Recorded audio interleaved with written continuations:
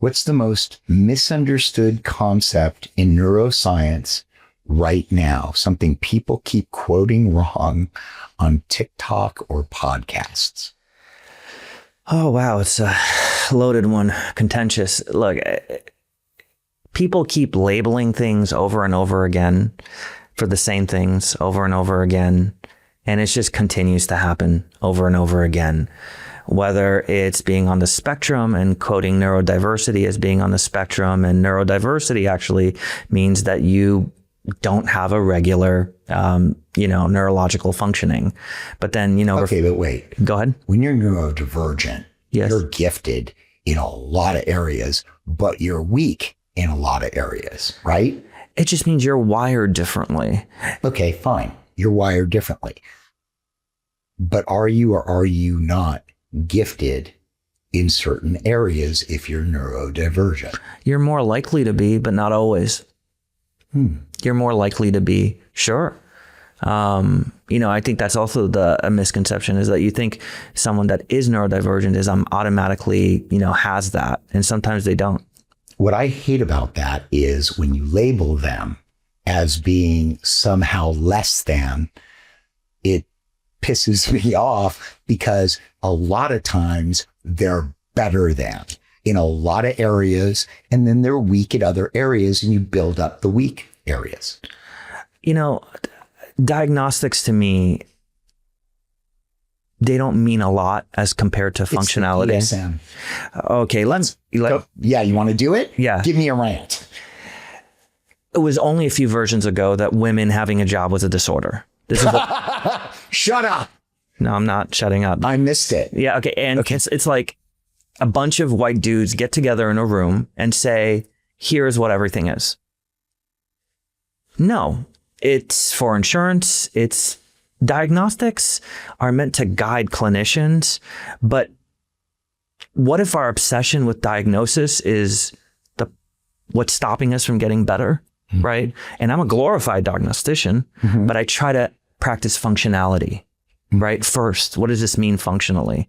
And I'll share a small story if you permit me to. Would love you to.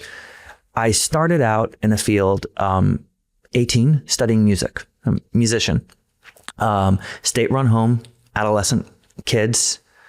I met a kid and, we built a very strong attachment. At that time, he was 11.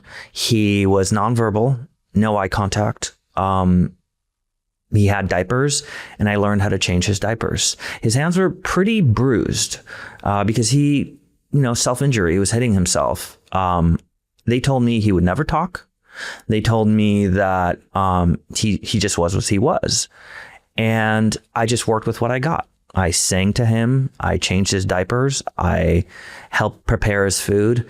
And how old were you? 18. Okay. And we got to a point where one day, as I was changing his diapers, I blew up the rubber gloves into balloons. And he took these gloves and he started hitting them. So it became a ritual where every day I changed his diaper, and every day he would take the glove and hit them. Now, fast forward a year later, bruises are gone. Fine. He's hitting these gloves. They're telling me that this home is closing, and I have to say bye to this kid. Now you have to remember, I'm so unevolved at this point. It was a very, very delicate time for me. I was attached to this kid. I didn't know how to say bye. I went to go make him a balloon as a parting gift, one final time. There were none left. I broke down. Snotty 18-year-old kid with like a Jufro looking, completely unprofessional. He took my hand, which that on his own was special because he doesn't touch people. He took my hand, he took me to his closet. He looked at me and he said, okay. He talked. He said, okay, for the first time. And then he opened up his closet. There were like 300 freaking balloons in that closet. He kept every single one. He gave me one.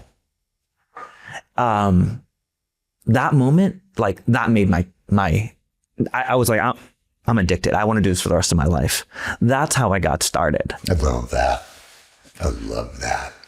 What's the one thing you believe about the human brain that most your colleagues would roll their eyes at? Don't worry.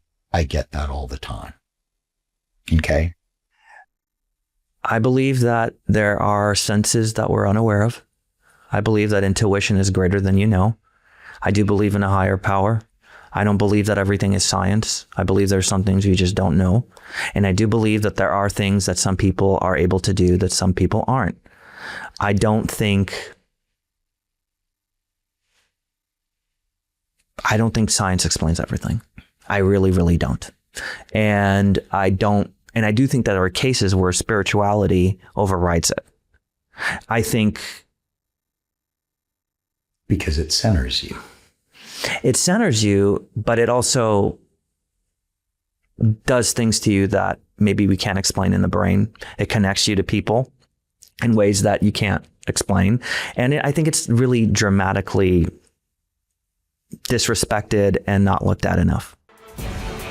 We're out of time. Please subscribe on YouTube, click the thumbs up, and leave a comment. Please subscribe on Apple Podcast and Spotify and leave a rating and a review. And share the We're Out of Time podcast with others you know who will get value out of it. See you next Tuesday.